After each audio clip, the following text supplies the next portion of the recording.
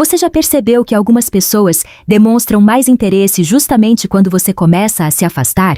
Enquanto você está disponível, elas parecem frias. Quando você para de correr atrás, elas reaparecem.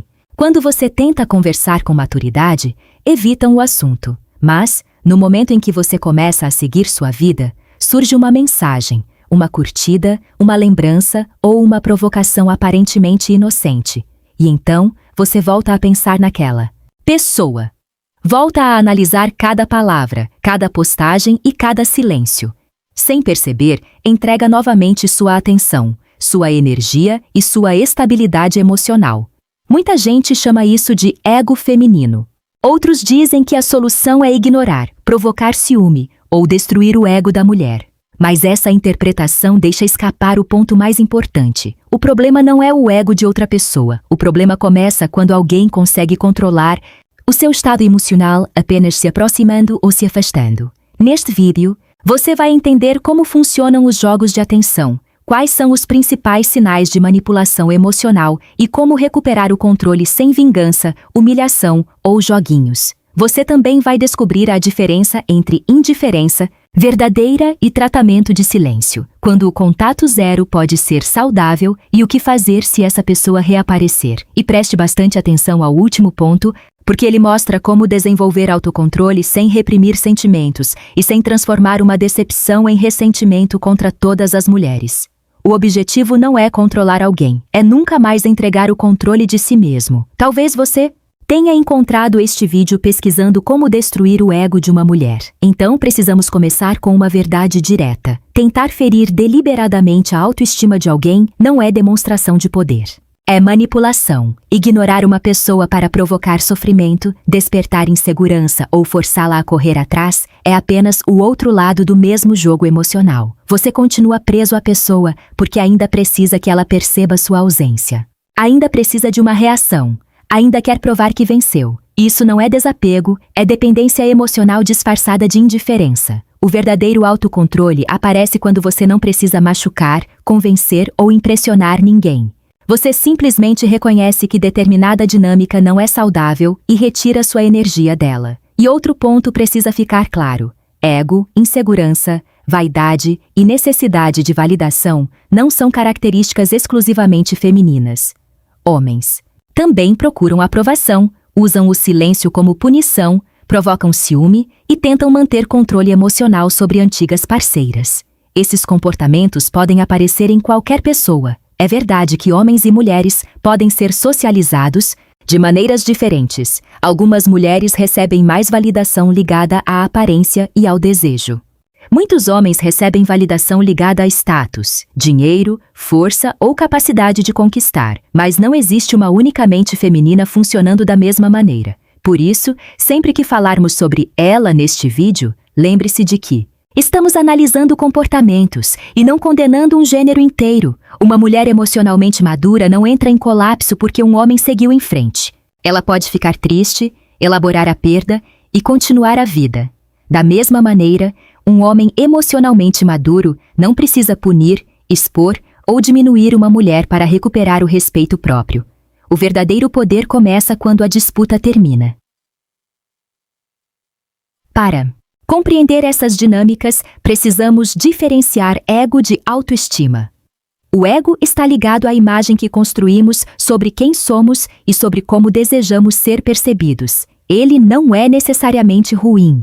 Todos precisamos de uma identidade e de alguma noção de valor pessoal. O problema aparece quando essa identidade depende completamente da reação dos outros. Quando alguém pensa, se me desejam, então eu tenho valor, está colocando a própria segurança nas mãos do público. Se recebe mensagens, sente-se importante. Se ganha curtidas, sente-se atraente. Se percebe que alguém ainda corre atrás, sente que tem poder.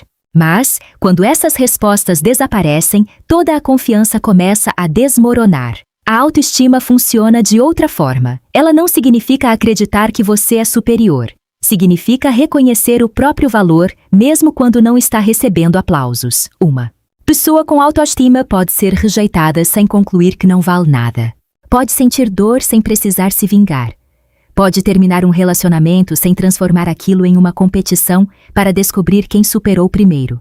Já uma pessoa dependente de validação interpreta quase tudo como uma ameaça ao próprio valor. Se você demora para responder, ela pode sentir que perdeu importância. Se estabelece um limite, ela interpreta como rejeição. Se segue sua vida, pode tentar recuperar sua atenção. Não necessariamente porque deseja construir algo saudável, mas porque quer confirmar que ainda consegue afetar você. Antes de acusar alguém de ter o ego inflado, porém, faça uma pergunta desconfortável. A sua própria autoestima também não está dependendo da reação dessa pessoa. Se você precisa que ela se arrependa, volte ou reconheça o que perdeu para conseguir ficar em paz. Ainda está buscando validação. Nesse caso, os dois estão presos ao mesmo mecanismo. Um deseja provar que continua sendo desejado. O outro deseja provar que não se importa. Por fora, parecem atitudes opostas. Por dentro, ambas dependem da reação alheia. Liberdade emocional é conseguir seguir adiante mesmo que a outra pessoa nunca entenda seu lado, nunca peça desculpas e nunca reconheça seu valor. Agora vem uma parte fundamental. O que prende muita gente em relacionamentos confusos não é necessariamente amor. Às vezes, é a alternância imprevisível entre atenção e distância. Em um dia, a pessoa é carinhosa. No outro, desaparece. Depois, retorna como se nada tivesse acontecido. Promete proximidade, mas evita compromisso. Demonstra ciúme, mas afirma que não quer nada sério. Essa imprevisibilidade mantém sua mente em estado de alerta. Você começa a procurar padrões. Pergunta-se o que fez de errado, tenta recuperar a versão carinhosa daquela pessoa e passa a dar um valor enorme a pequenos sinais de atenção. Uma mensagem comum parece especial porque veio depois de vários dias de silêncio. Uma ligação básica parece prova de amor porque você passou a semana inteira esperando. A escassez aumenta. Artificialmente, o valor da atenção recebida. É por isso que relacionamentos instáveis podem ocupar tanto espaço mental. Você não está apenas lidando com sentimentos. Está preso à expectativa de não saber quando receberá novamente a recompensa emocional. Mas atenção imprevisível não é intimidade. Ansiedade não é conexão. Ciúme não é compromisso. E intensidade não é necessariamente amor. Uma relação saudável não exige que você viva tentando interpretar sinais contraditórios. Pode haver dúvidas, conflitos e momentos difíceis. Mas existe um nível básico de clareza, respeito e consistência. Quando alguém oferece apenas o suficiente para impedir que você vá embora, mas nunca o suficiente para construir segurança, observe os comportamentos em vez das promessas. Pergunte: essa pessoa demonstra interesse de forma consistente? Ela conversa com clareza quando existe um problema? Respeita meus limites? As ações combinam com as palavras? Eu me sinto valorizado? Ou estou sempre tentando conquistar um lugar que nunca se torna seguro?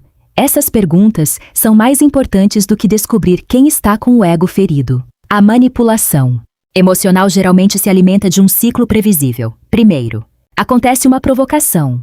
Pode ser uma mensagem ambígua, um sumiço repentino, uma comparação, uma indireta ou uma postagem feita para despertar ciúme. Depois surge a sua ansiedade.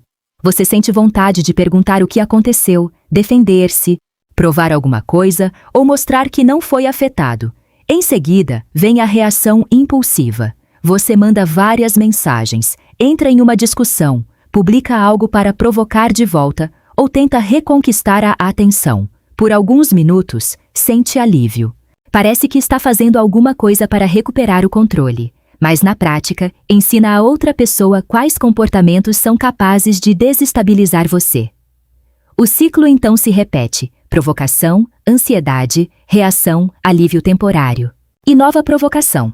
A maneira mais eficiente de interromper esse padrão não é produzir uma provocação mais forte. É criar espaço entre o estímulo e a sua resposta. Quando algo mexer com você, não responda imediatamente. Afaste-se do telefone. Respire. Escreva o que está sentindo sem enviar. Converse com alguém de confiança. Pergunte qual resultado deseja produzir.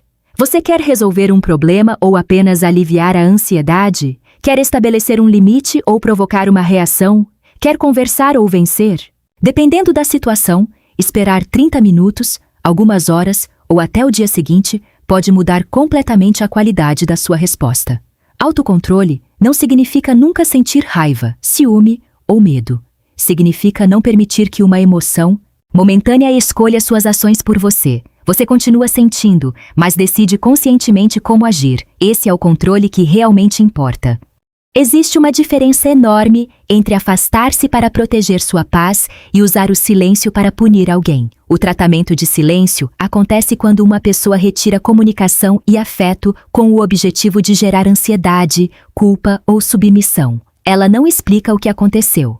Simplesmente desaparece e espera que o outro implore por contato. Isso é diferente de dizer: esta conversa deixou de ser respeitosa. Vou me afastar agora e podemos falar quando os dois estiverem mais calmos. No primeiro caso, o silêncio é uma arma. No segundo, é um limite. A indiferença forçada também não é maturidade. Se você ignora enquanto verifica obsessivamente se a pessoa viu sua postagem, ainda está emocionalmente envolvido. Se publica fotos para demonstrar felicidade, imagina como ela reagirá e espera secretamente que volte. Não está vivendo sua vida. Está realizando uma apresentação para uma única espectadora.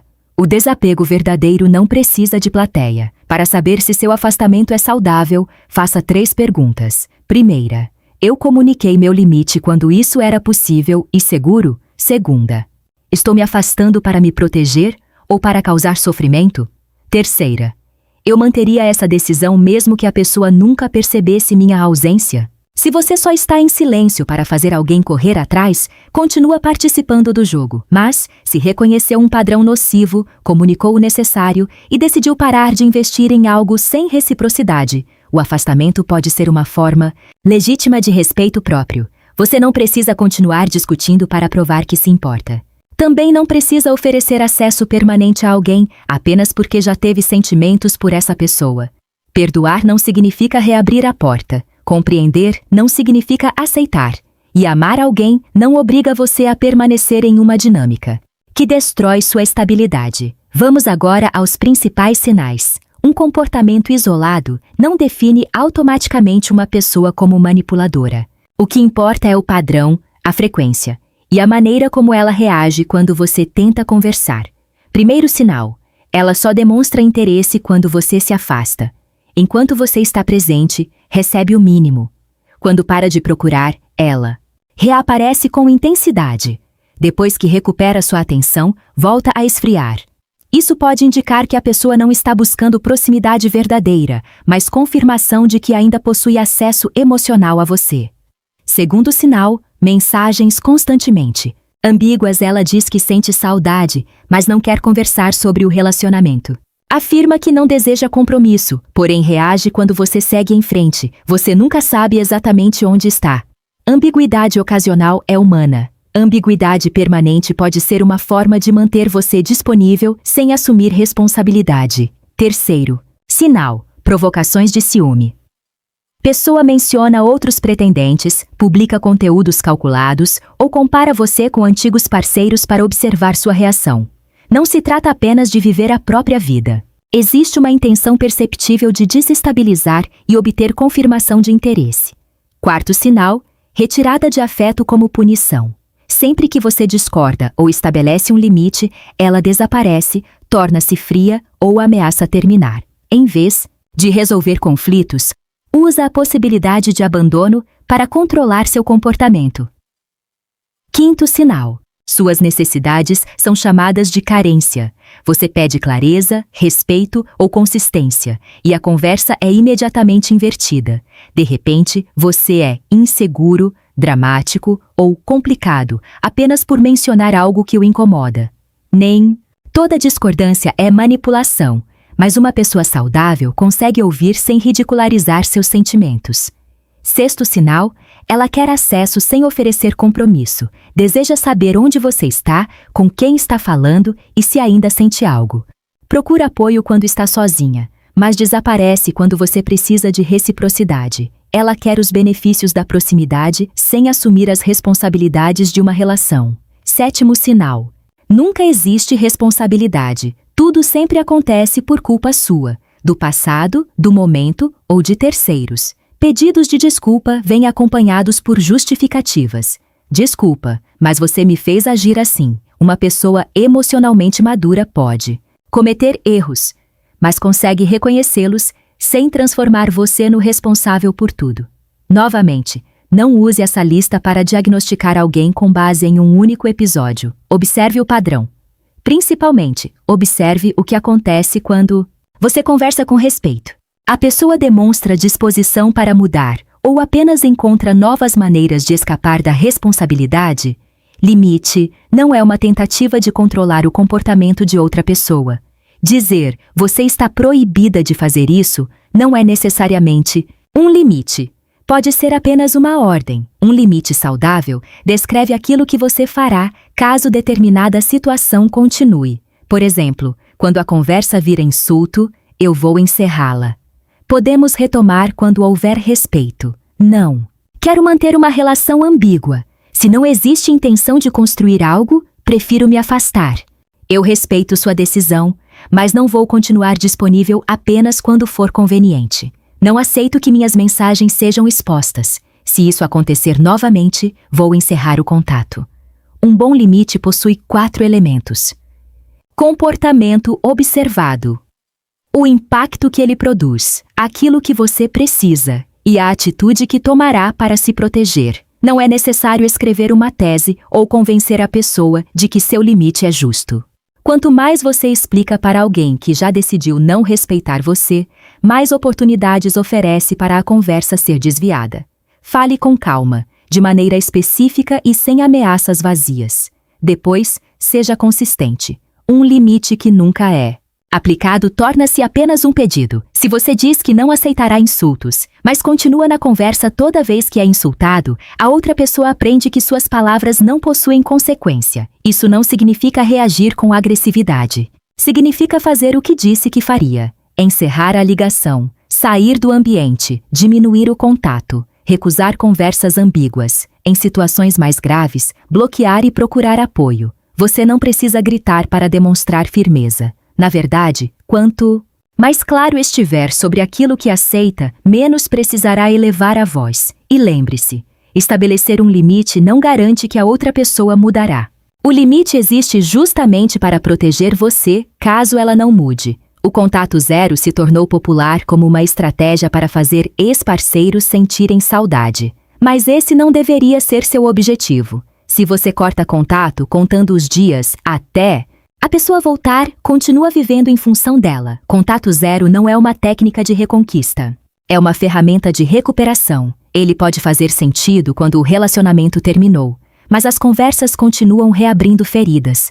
Quando existe um ciclo repetitivo de separação e retorno, quando seus limites são ignorados ou quando o contato mantém você emocionalmente preso a uma relação que não será reconstruída. Isso pode envolver silenciar ou deixar de seguir nas redes sociais, apagar atalhos de conversa, evitar monitorar postagens e pedir aos amigos que não tragam atualizações constantes. Bloquear também pode ser necessário.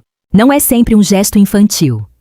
Dependendo da situação, é uma ferramenta legítima para interromper assédio, insistência ou compulsão de monitoramento. O contato zero, porém, não é possível em todos os casos. Se vocês trabalham juntos, possuem filhos ou compartilham responsabilidades, talvez seja necessário adotar contato reduzido. Nesse caso, mantenha a comunicação objetiva, respeitosa e limitada aos assuntos necessários. Nada de usar temas relacionados aos filhos para reabrir conversas emocionais.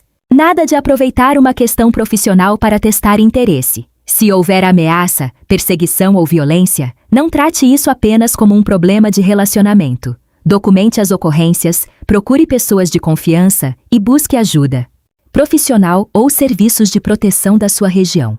Não transforme contato zero em espetáculo. Você não precisa anunciar. Agora você nunca mais vai ouvir falar de mim. Explique sua decisão quando for apropriado e depois cumpra-a. Algo simples pode ser suficiente. Esse contato está prejudicando minha recuperação. Por isso, não vou continuar conversando. Desejo que você fique bem, mas preciso seguir em frente. Depois disso, evite usar o silêncio para negociar. Sua paz não deve depender da resposta. Muitos relacionamentos terminam no mundo real, mas continuam diariamente nas redes sociais. Você não conversa mais com a pessoa, porém verifica se ela viu seus stories, analisa novas amizades interpreta letras de músicas e procura mensagens escondidas em cada postagem. Também pode começar a publicar pensando nela, uma foto para mostrar que está feliz, uma frase sobre ingratidão, um encontro estrategicamente exibido, uma música que apenas vocês dois entenderiam. Tudo isso parece indiferença, mas continua sendo comunicação indireta.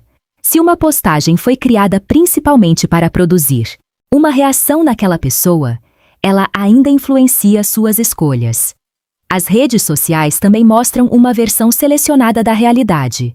Uma foto sorrindo não prova felicidade.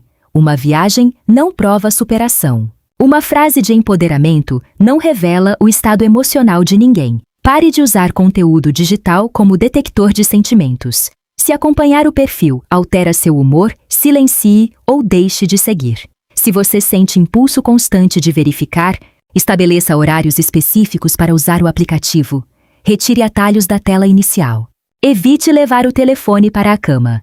Faça uma experiência de 7 dias sem monitorar o perfil. Durante esse período, observe quantas vezes sua mente tenta voltar ao assunto. Não se julgue. Apenas perceba o quanto esse comportamento virou hábito. Sempre que sentir vontade de verificar, pergunte: o que eu espero encontrar? E o que farei com essa informação? Na maioria das vezes, você não encontrará paz. Encontrará mais material para interpretar. Recuperar o controle emocional também significa escolher cuidadosamente aquilo que você consome. Depois que você estabelece limites e começa a seguir em frente, a pessoa pode reaparecer. Isso não prova automaticamente que mudou. Ela pode sentir saudade. Pode estar solitária. Pode ter refletido sinceramente ou apenas querer descobrir se ainda possui acesso a você. Por isso, não avalie apenas a mensagem. Avalie o padrão. Em vez de perguntar, ela ainda gosta de mim? Faça 3 perguntas melhores. Ela reconhece claramente o que aconteceu? Demonstra mudança por meio de atitudes? Consegue manter essa mudança com consistência? Oi, sumido, não é responsabilidade emocional. Estava pensando em você. Não resolve o problema que levou ao afastamento. Uma conversa intensa durante a madrugada também não significa que agora existe capacidade para construir uma relação saudável. Se decidir responder, não precisa agir com hostilidade.